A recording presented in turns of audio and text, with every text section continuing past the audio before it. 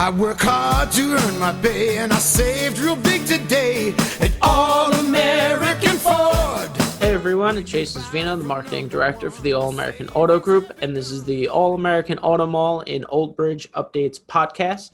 This is episode number 26. I'm going to provide some weekly updates, and then holy semiconductor chips.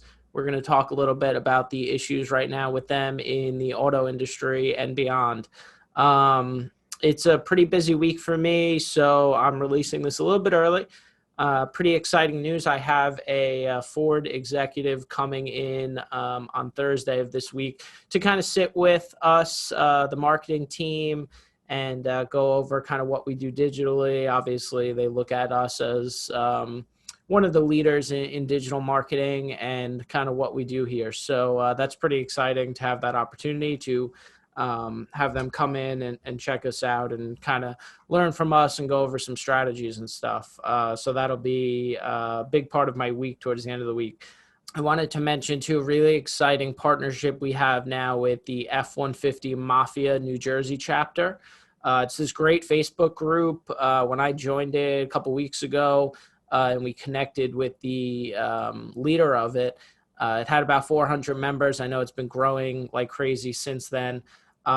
Just a nice Facebook group, bunch of guys and gals that have F-150s here in New Jersey that kind of share what they like about it, best place to get stuff for their F-150. They share pictures, just a really nice group. And we made a partnership with the leader of it, this wonderful gentleman named Steven. He's a retired veteran as well.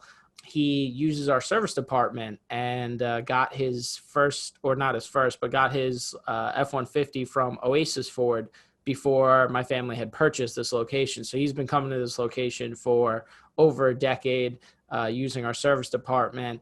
And so I finally connected with them, and we have a partnership now with them. We give the F-150 Mafia New Jersey chapter special discounts and stuff like that.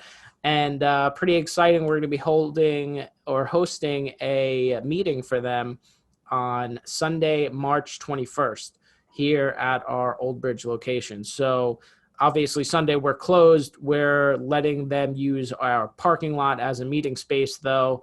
They'll do a fantastic job with COVID protocols and all that stuff. So if you own an F-150 in New Jersey, I highly recommend you check out their Facebook group, F-150 Mafia New Jersey chapter. Join the group, interact with them. It's a great time. And then come out to their first meeting in 2021 here at All-American Ford in Old Bridge. Some other weekly updates. We became an official EV charging location on plugshare.com. So we do have 2 EV chargers. We've been EV certified for a while now, going back to, when they had the Fusion Hybrid initially and the Fusion Energy. So obviously now with the Mach-E and the F-150 Hybrid coming and just a complete shift in the auto industry towards more EV, we have some stations. It's located in our Route 18 parking lot. So you could find more locations on plugshare.com, but we're now an official charging location. And then also pretty exciting that I'm proud of, I've been working closely with the Chamber of Commerce of Old Bridge, Sayreville, and South Amboy. Of course, I was voted onto the Board of Trustees for that. And I've been doing a lot with the president, David Hernandez, amazing guy. He owns the Old Bridge Funeral Home. He's the president of the chamber. He's been trying to get the chamber to do more videos and be more active on social media. We're kind of redesigning the website. So a lot of exciting stuff for the Chamber of Commerce. And he was here and we filmed a little business highlight segment for All-American Ford in Old Bridge. And I filmed and David kind of did like an interview style with me. So that video hopefully will be released potentially next week, I guess, at this point. So I'll be sharing that on our social media pages. So that was exciting. The last episode 25, we did a get to know segment on Nate, who's on my marketing team. We talked a lot about, his history with vehicles, what he's driving now, what he likes, some of his New Jersey foodie type stuff that he likes to get involved in. So that was a great episode. Check that out if you're interested in learning more about Nate. And then basically, I just wanted to run down the semiconductor chip issue right now in the auto industry, because it's affecting all manufacturers, the entire industry, globally as well. We're getting a lot of questions from customers because they're starting to see it in the news. A lot of questions from vendors because, I'm telling them that we don't have inventory and I can't spend a lot on marketing with them right now. So they have questions about it. So I figured I would just spend, less than 5 minutes kind of talking about it and just educating from what I'm seeing in the news. It's not that complicated. I'm not going to get super scientific on you. Basically, over the past decade, as these manufacturers of vehicles have become increasingly dependent on electronics within their vehicles, to boost the appeal of their products. Everybody now is going towards that, like Tesla model. You want to be sleek and edgy when it comes to technology and being ahead of the times. So obviously touchscreens have been in vehicles forever, but now they're getting bigger and more complex. Computerized engine controls and transmissions, built-in cellular and Wi-Fi connections, collision avoidance systems with the use of cameras and other sensors. So all these different safety features now. Ford Copilot 360 is a great example. And then even Subaru and their Subaru EyeSight, very up there in terms of leading technology when it comes to safety features. All of these new kind of electronic features within the vehicles require the semiconductor chips. So, depending on the manufacturer and what's in the vehicle, a new car can basically have, hundreds of semiconductor chips in them. And the lack of even a single component can delay production and, cause delays and shutdowns. So that's kind of the issue that's going on. And then when you combine that with COVID hitting, and automakers, most of them shut down their factories during the beginning of COVID, like that March to May area, maybe even into the summer a little bit. A lot of the factories had to shut down for COVID reasons and then just cutting back on production because, the demand wasn't there initially. So with sales kind of plunging, demand plunging during the height of COVID, factories had to shut down. Obviously, they slashed orders for the semiconductors. The semiconductor makers had to shift their production lines to meet the orders for these chips for products like laptop computers, webcams, tablets, the new smartphones, and gaming systems like the PS5 and Xbox, of course. So it was just this weird, perfect storm, I guess, of, everybody being at home for COVID. And so, laptop sales went up, these gaming systems, kids were stuck at home. They wanted the latest gaming systems. And then even technology like, products that are used for webinars and video conferencing, the webcams and stuff. And, with Zoom exploding and remote online schooling, all that different stuff. The sales of some of those products just absolutely exploded.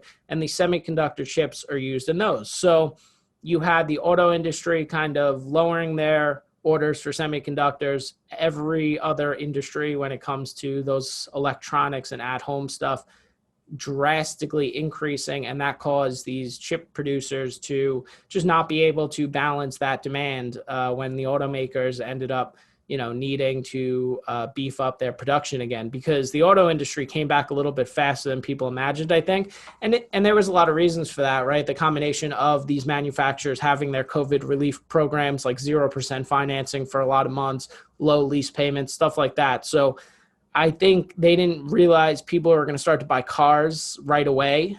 And, really our sales from a dealership perspective, they definitely dipped volume-wise. And a lot of it was because of not having enough inventory. So it's not like we were short on customers and demand.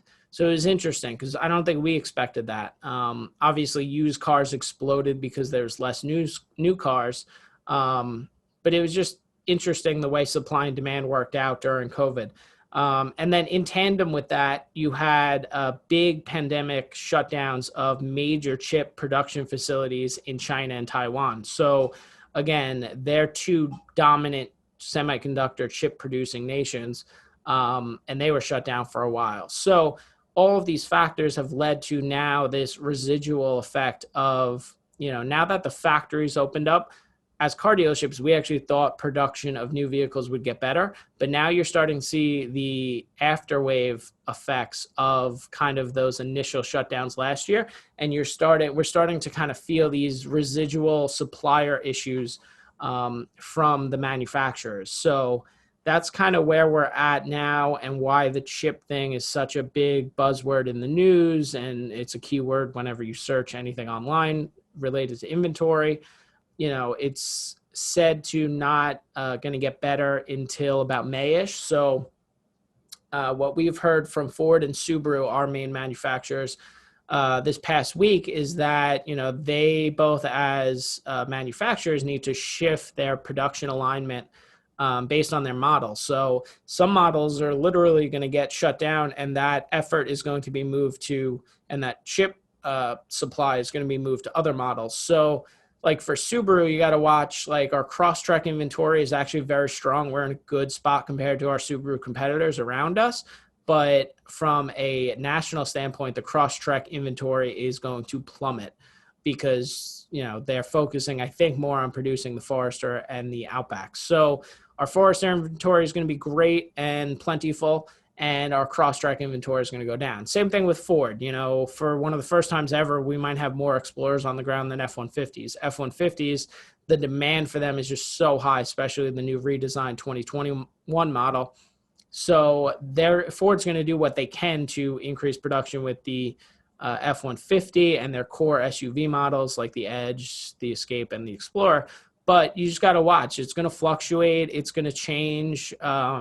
It's a crazy thing to keep up with here in terms of what we're focusing on marketing-wise. And, it just changes what's on the ground, what's on our website constantly. So selection has always been a big why buy for us in terms of, especially with the F-150 where there's so many configurations. Like, we obviously want customers to get exactly what they want. And right now, customers are having a hard time finding what they exactly want, when it comes to their specifics with an F-150 or an Explorer or something like that. So we just keep recommending, shopping around, check out our inventory. It changes constantly. But that's where we're at with these semiconductors and the overall inventory. And, hopefully we see March not too bad. We're set up in a good spot with some of our models here. And like I said, used cars, our inventory is very high. It's in very good shape. We have such a wide selection, great mix, tons of vehicles under 15K. We have a lot of vehicles within that sweet spot of like 15K to 30K. A lot of very quality certified pre-owned vehicles that are newer model years. So we have a ton of 2018s, 2019s, 2020s even. A lot of them come from our retired service loaner fleet. So those are incredible quality certified vehicles. So check out our website. Our used car inventory is changing even faster than our new car inventory. Sometimes we get a quality certified used car in. I try and post it on social media and it's sold that day. It's like some of this stuff is crazy just because, again, the demand is so high and used cars have been, very, very fast moving. So like everything, all of my recommendations, always check stuff out, shop around. We encourage it, because we are confident in our selection and our ability to earn your business on a constant basis. So shopping around and getting what you want is most important. And right now, inventory is crazy, but it's there right now. So for a lot of stores and for used cars in particular, and the new certification programs that Ford has released, they have 2 certification programs now, Blue and Gold, as part of their Ford Blue Advantage certification program. So a lot of good stuff to get peace of mind when it comes to used cars and certifications. But that's the update. Wanted to make it a quick episode this week with some of those updates and then the semiconductor chip issues. And we'll be back next week. Well, everyone can afford it.